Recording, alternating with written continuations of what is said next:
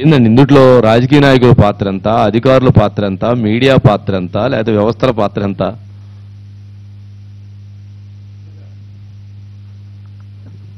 ముందుగా తిరుమలలో జరిగిన అక్రమాలపై నిజానిజాలెంత అని తేల్చేందుకు ఈరోజు మీరు ఇక్కడ అన్ని రాజకీయ పార్టీల్ని సమావేశపరిచినందుకు గౌరవనీయులు పెద్దలు మహాన్యూస్ సిఓ గారి వంశీ గారికి నమస్కారాలు తెలియజేసుకుంటా ఉన్నాను. అదేవిధంగా వారి సిబ్బందికి ఇక్కడ విచ్చేసిన సహచర రాజకీయ నాయకులందరికీ కూడా నమస్కారాలు తెలియజేసుకుంటూ తిరుమలలో జరిగిన అక్రమాలపై 1, 2 కాదు సార్, అన్ని రంగాలలో తిరుమలలో ఏవైతే కొనుగోలు చేస్తున్నటువంటి వంటివి, అదేవిధంగా అమ్మకాలు, తల వెంట్రుకలు అలాంటి వాటి అమ్మకాలు ఉన్నాయి.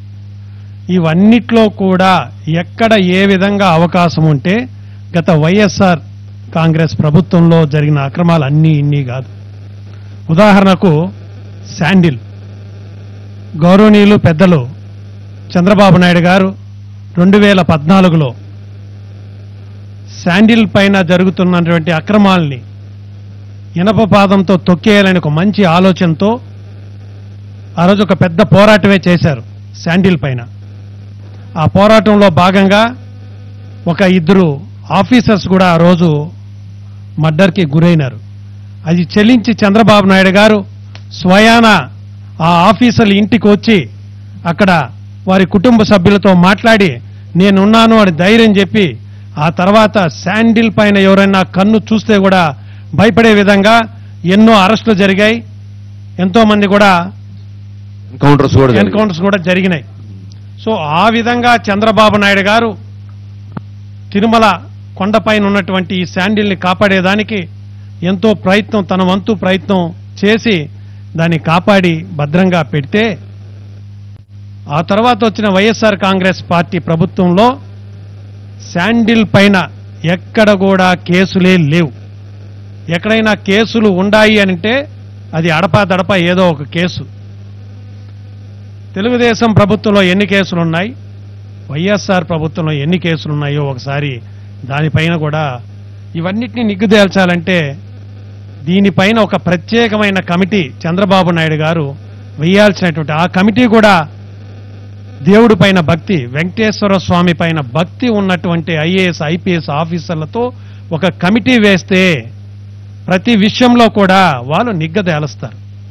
ముఖ్యంగా పైన షాపులు, గత ప్రభుత్వంలో షాపులు ఎవరు ఇష్టానుసారం వాళ్ళు కొండపైన మెట్లు పైన కంప్లీట్గా ఎక్కేంత దూరంలో ఎక్కడ కుదిరితే అక్కడ షాపులు. అదేవిధంగా షాపులు నడుపుతున్నట్టు వాళ్ళకి ముందర తట్టలు రూపంలో షాపులు. అదేవిధంగా అటుపక్క మంగాపురం రూట్లో నుంచే మెట్లెక్కే దారిలో కూడా షాపులు. ఈ విధంగా గతంలో ఎవరైతే ఎమ్మెల్యేలు ఉన్నారో వారికి సంబంధించినటువంటి వారికి అనామత్తుగా షాపులు ఇచ్చి ఆ షాపుల ద్వారా ప్రతిరోజు కూడా రెంటులు వసూలు చేస్తూ అదొక్క కార్యక్రమం. అవును, ప్రతిది సార్, ఏదీ లేదు. అవును సార్, అక్కడ వసూళ్ళు. మర్మరాలు కదండి అమ్మేదాడు పాపం. అవును సార్, ఆ మర్మరాల దగ్గర కూడా. అవును సార్. కాబట్టి అదొక స్కాము.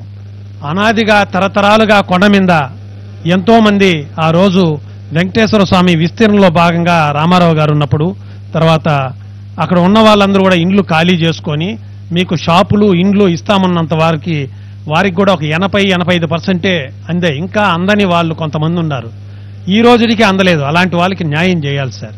ఎందుకంటే వాళ్ళకి న్యాయం జరగపోగా ఎక్కడెక్కడి నుంచో ఎవరెవరో వచ్చేసి ఈ ఎమ్మెల్యేలకు సంబంధించిన వాళ్ళు వ్యాపారాలు చేసుకుంటూ వీళ్ళకు కలెక్షన్లు మొదలుపెట్టారు సార్. అదొక దందా. అదేవిధంగా అన్నదానంలో మీరు చూసింటారు, ఎన్నో మన ఛానల్లో కూడా వచ్చింది. అసలు క్వాలిటీ లేని ఫుడ్ గత ప్రభుత్వంలో పెట్టడం జరిగింది.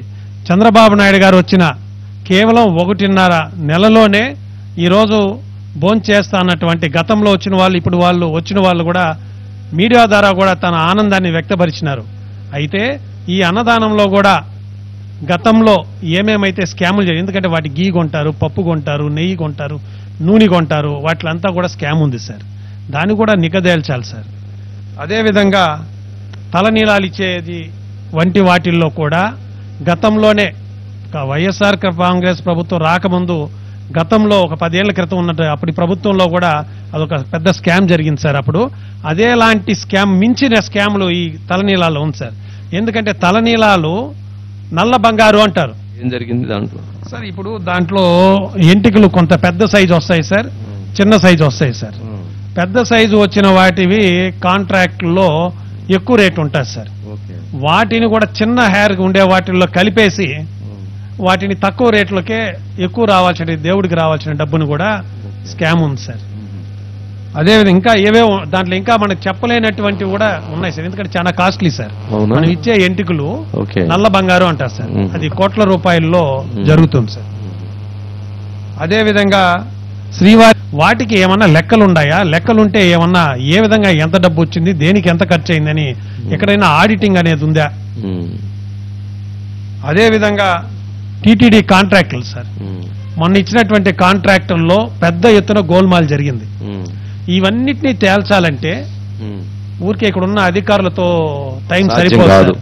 దానికి ప్రత్యేకమైన సపరేట్ కమిటీ వేసి వాళ్ళకు కూడా దేవుడి మీద భక్తి విశ్వాసం ఉన్నటువంటి వారిని వేస్తే తప్పకుండా దేవుడికి ఏవైతే అన్యాయం జరిగిందో అవన్నిటిని కూడా నిగ్గదేల్చి ప్రజలకి తెలియజేసే అవకాశం ఉంటుంది. కాబట్టి చంద్రబాబు నాయుడు గారికి మేము విన్నవించుకునేది ఏంటంటే ఈ విధంగా ఆలోచించాలని మీ ద్వారా కోరుకుంటూ సెలవు తీసుకుంటాం. రైట్ అండి భాస్కర్ గారు. శంకర్ నారాయణ